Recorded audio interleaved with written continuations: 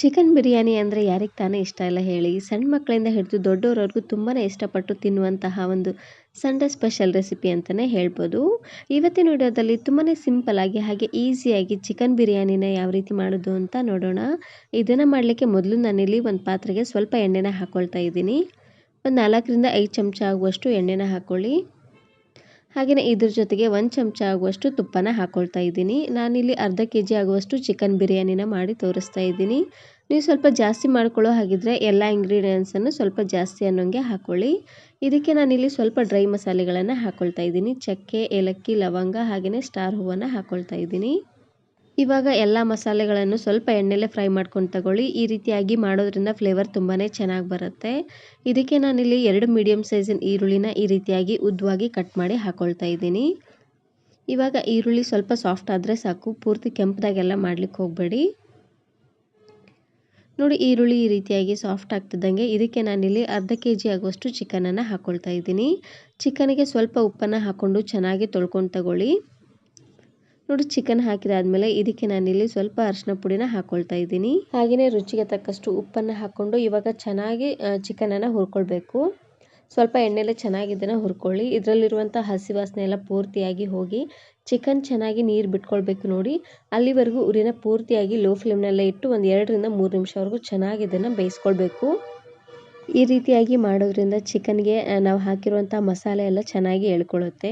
ಇವಾಗ ಮೇಲ್ಗಡೆ ಮುಚ್ಚಳನ ಮುಚ್ಚಿ ಉರಿನ ಪೂರ್ತಿಯಾಗಿ ಲೋ ಫ್ಲೇಮ್ನಲ್ಲೇ ಇಟ್ಟು ಬೇಯಿಸ್ಕೊಳ್ತಾ ಇದ್ದೀನಿ. ಚಿಕನ್ ಬೇಯಲಿ ಅಷ್ಟರಲ್ಲಿ ನಾನಿವಾಗ ಮಸಾಲೆನ ರುಬ್ಕೊಳ್ತಾ ಇದ್ದೀನಿ.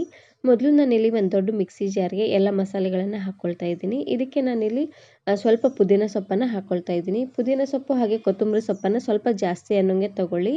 ಹಾಗೆಯೇ ಒಂದು 2-3 ಚಮಚ ಆಗುವಷ್ಟು ಶುಂಠಿ ಬೆಳ್ಳುಳ್ಳಿ ಪೇಸ್ಟು. ಶುಂಠಿ ಬೆಳ್ಳುಳ್ಳಿ ಪೇಸ್ಟ್ ಇಲ್ಲ ಅಂದರೆ ಶುಂಠಿ ಬೆಳ್ಳುಳ್ಳಿನಾದರೂ ನೀವು ಇಲ್ಲಿ ಹಾಕ್ಕೊಳ್ಬೋದು. ಹಾಗೆಯೇ ಸ್ವಲ್ಪ ಕೊತ್ತಂಬರಿ ಸೊಪ್ಪು, ಒಂದು 4ರಿಂದ 5 ಹಸಿರು ಮೆಣಸಿಕಾಯಿನ ಹಾಕ್ಕೊಳ್ತಾ ಇದ್ದೀನಿ.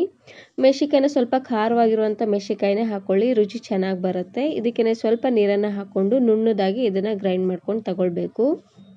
ಇವಾಗ ನೋಡ್ತಾ ಇರ್ಬೋದು ಚಿಕನ್ ಎಲ್ಲ ಚೆನ್ನಾಗಿ ಬೆಂದಾಗಿದೆ, ಹಾಗೆಯೇ ಚೆನ್ನಾಗಿ ನೀರು ಬಿಟ್ಕೊಂಡಿದೆ.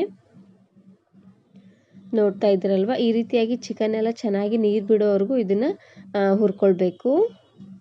ಮೊದಲೇ ನಾವು ಚಿಕನನ್ನು ಈ ರೀತಿಯಾಗಿ ಉಪ್ಪು ಹಾಗೆಯೇ ಅರಿಶಿನ ಪುಡಿನ ಹಾಕಿ ಹುರ್ಕೊಳ್ಳೋದ್ರಿಂದ ನಾವು ಹಾಕುವಂಥ ಮಸಾಲೆ ಎಲ್ಲ ಚೆನ್ನಾಗಿ ಎಳ್ಕೊಳ್ಳುತ್ತೆ ಎಲ್ಲ ಚಿಕನ್ ಪೀಸಸ್ಸು. ಇದಕ್ಕೆ ನಾನಿಲ್ಲಿ ಮೀಡಿಯಮ್ ಸೈಜಿನ 2 ಟೊಮೆಟೊನ ಹಾಕ್ಕೊಳ್ತಾ ಇದ್ದೀನಿ. ಚೆನ್ನಾಗಿ ಹಣ್ಣಾಗಿರುವಂತಹ ಹುಳಿ ಟೊಮೆಟೊನ ಹಾಕ್ಕೊಳ್ಳಿ. ಹಾಗೆಯೇ ಇವಾಗ ತಾನೇ ರುಬ್ಬಿರುವಂತಹ ಮಸಾಲೆನ ಹಾಕ್ಕೊಳ್ತಾ ಇದ್ದೀನಿ. ಮಸಾಲೆನ ಸ್ವಲ್ಪ ಜಾಸ್ತಿ ಅನ್ನೋಂಗೆ ಹಾಕ್ಕೊಳ್ಳಿ, ಚೆನ್ನಾಗಿರುತ್ತೆ. ಹಾಗೆಯೇ ಇದಕ್ಕೆ ಲಾಸ್ಟಲ್ಲಿ 1 ಚಮಚ ಆಗುವಷ್ಟು ಚಿಕನ್ ಬಿರಿಯಾನಿ ಮಸಾಲಾನ ಹಾಕ್ಕೊಳ್ತಾ ಇದ್ದೀನಿ. ಎಲ್ಲವನ್ನು ಹಾಕ್ಕೊಂಡಾದ್ಮೇಲೆ ಇವಾಗ ಉರಿನ ಪೂರ್ತಿಯಾಗಿ ಲೋ ಫ್ಲೇಮ್ನಲ್ಲೇ ಇಟ್ಟು ಒಂದು 2ರಿಂದ 3 ನಿಮಿಷವರೆಗೂ ಚೆನ್ನಾಗಿ ಇದನ್ನು ಬೇಯಿಸ್ಕೊಳ್ಬೇಕು. ಮಸಾಲೆಯಲ್ಲಿ ಇರುವಂಥ ಹಸಿ ವಾಸನೆ ಎಲ್ಲ ಪೂರ್ತಿಯಾಗಿ ಹೋಗಿ ಚೆನ್ನಾಗಿ ಕುದ್ದು ಇದು ಎಣ್ಣೆ ತೇಲಿ ಬರಬೇಕು. ನೋಡಿ, ಅಲ್ಲಿವರೆಗೂ ಉರಿನ ಪೂರ್ತಿಯಾಗಿ ಲೋ ಫ್ಲೇಮ್ನಲ್ಲೇ ಇಟ್ಟು ಇದನ್ನು ಬೇಯಿಸ್ಕೊಳ್ಬೇಕು. ಇವಾಗ ನೋಡ್ತಾ ಇರ್ಬೋದು ಚೆನ್ನಾಗಿ ಕುದಿ ಬರ್ತಾ ಇದೆ. ಹಾಗೆಯೇ ಇದರಲ್ಲಿರುವಂಥ ಹಸಿ ವಾಸನೆ ಎಲ್ಲ ಪೂರ್ತಿಯಾಗಿ ಹೋಗಿದೆ. ನೋಡ್ತಾ ಇದ್ರಲ್ವಾ, ಈ ರೀತಿಯಾಗಿ ಬೇಯಿಸೋದ್ರಿಂದ ನಾವು ಬಿರಿಯಾನಿ ತಿನ್ನುವಾಗ ಶುಂಠಿ ಬೆಳ್ಳುಳ್ಳಿ ಹಸಿ ಸ್ಮೆಲ್ಲೆಲ್ಲ ಬರೋದಿಲ್ಲ. ಹಾಗಾಗಿ ಚೆನ್ನಾಗಿ ಇದನ್ನು ಈ ರೀತಿಯಾಗಿ ಹುರ್ಕೊಂಡು ತಗೊಳ್ಬೇಕು. ಇವಾಗ ನಾನಿಲ್ಲಿ ಮೊಸರನ್ನ ಹಾಕ್ಕೊಳ್ತಾ ಇದ್ದೀನಿ. ಒಂದು 2ರಿಂದ 3 ಚಮಚ ಆಗುವಷ್ಟು ಚೆನ್ನಾಗಿ ಫ್ರೆಶ್ ಆಗಿರುವಂಥ ಮೊಸರನ್ನ ಹಾಕ್ಕೊಳ್ಳಿ. ಹಾಗೆಯೇ ಇವಾಗ ನಾನಿಲ್ಲಿ 1 ಗ್ಲಾಸ್ ಆಗುವಷ್ಟು ಅಕ್ಕಿನ ಹಾಕ್ಕೊಳ್ತಾ ಇದ್ದೀನಿ. ಅಕ್ಕಿನ ಚೆನ್ನಾಗಿ ತೊಳೆದು ಒಂದು ಅರ್ಧ ಗಂಟೆ ಅಷ್ಟೊತ್ತು ನೆನೆಸಿಟ್ಟಿದ್ದೆ. ಆ ಅಕ್ಕಿನ ಹಾಕ್ಕೊಳ್ತಾ ಇದ್ದೀನಿ. ಬಿರಿಯಾನಿ ಆಗಲಿ ಪಲಾವ್ ಆಗಲಿ ಯಾವುದನ್ನೇ ಮಾಡಿದ್ರೂ ಸಹ ಸ್ವಲ್ಪ ಅಕ್ಕಿನ ಚೆನ್ನಾಗಿ ನೆನೆಸಿ ಹಾಕ್ಕೊಳ್ಳಿ, ಉದುದ್ರಾಗಿ ಚೆನ್ನಾಗಿ ಬರುತ್ತೆ. ನೋಡಿ, ಅಕ್ಕಿನ ಹಾಕಿದಾದ್ಮೇಲೆ ಒಂದು ಸರ್ತಿ ಈ ರೀತಿಯಾಗಿ ಚೆನ್ನಾಗಿ ಇದನ್ನು ಮಿಕ್ಸ್ ಮಾಡ್ಕೊಂಡು ತಗೊಳ್ಳಿ. ಇವಾಗ ನೋಡ್ತಾ ಇರ್ಬೋದು ಇದರಲ್ಲೇ ಎಷ್ಟೊಂದು ನೀರಿದೆ, 1 ಗ್ಲಾಸ್ ಆಗುವಷ್ಟು ನೀರಿದೆ. ನಾನಿಲ್ಲಿ 1 ಗ್ಲಾಸ್ ಅಕ್ಕಿಗೆ 2.5 ಗ್ಲಾಸ್ ಆಗುವಷ್ಟು ನೀರನ್ನು ಹಾಕ್ಕೊಳ್ಬೇಕಿತ್ತು. ಇದರಲ್ಲೇ ಸ್ವಲ್ಪ ನೀರಿತ್ತು ನೋಡಿ, ಹಾಗಾಗಿ ನಾನಿಲ್ಲಿ 1.5 ಗ್ಲಾಸ್ ಆಗುವಷ್ಟು ನೀರನ್ನು ಹಾಕಿದ್ದೀನಿ. ನೋಡಿ, ನೀರನ್ನು ಹಾಕ್ಕೊಂಡಾದ್ಮೇಲೆ ಒಂದು ಸರ್ತಿ ಈ ರೀತಿಯಾಗಿ ಚೆನ್ನಾಗಿ ಇದನ್ನು ಮಿಕ್ಸ್ ಮಾಡಿಕೊಂಡು ಮೇಲ್ಗಡೆ ಪ್ಲೇಟನ್ನು ಅರ್ಧಕ್ಕೆ ಮುಚ್ಚಿ ಇದನ್ನು ಬೇಯಿಸ್ಕೊಳ್ಬೇಕು. ಇಲ್ಲಾಂದರೆ ಉಕ್ಕಿ ಚೆಲ್ಲೋಗ್ಬಿಡುತ್ತೆ. ಉರಿನ ಪೂರ್ತಿಯಾಗಿ ಲೋ ಫ್ಲೇಮ್ನಲ್ಲೇ ಇಟ್ಟು ಬೇಯಿಸ್ಕೊಳ್ಳಿ. ಈ ರೀತಿಯಾಗಿ ಮಾಡೋದ್ರಿಂದ ಚಿಕನ್ ಬಿರಿಯಾನಿ ಚೆನ್ನಾಗಿ ಬರುತ್ತೆ. ಇವಾಗ ನೋಡ್ತಾ ಇರ್ಬೋದು ಆಲ್ಮೋಸ್ಟ್ ಮುಗಿದಿದೆ. ನೋಡ್ತಾ ಇರ್ಬೋದು ಎಷ್ಟು ಉದ್ದುದ್ರಾಗಿ ಬಂದಿದೆ ಅಂತ. ನೋಡ್ತಾ ಇದ್ದೀರಲ್ವಾ, ಒಂದು 20ರಿಂದ 25 ನಿಮಿಷ ಇದ್ದರೆ ಸಾಕು, ನೀವು ತುಂಬಾ ರುಚಿಯಾಗಿ ಚಿಕನ್ ಬಿರಿಯಾನಿನ ಮಾಡ್ಕೊಳ್ಬೋದು. ಬರೋ ಸಂಡೇ ಈ ರೀತಿಯಾಗಿ ಚಿಕನ್ ಬಿರಿಯಾನಿನ ಮಾಡಿ ಹೇಗೆ ಬಂತು ಅಂತ ಕಮೆಂಟಲ್ಲಿ ತಿಳಿಸೋದನ್ನು ಮಾತ್ರ ಮರಿಬೇಡಿ.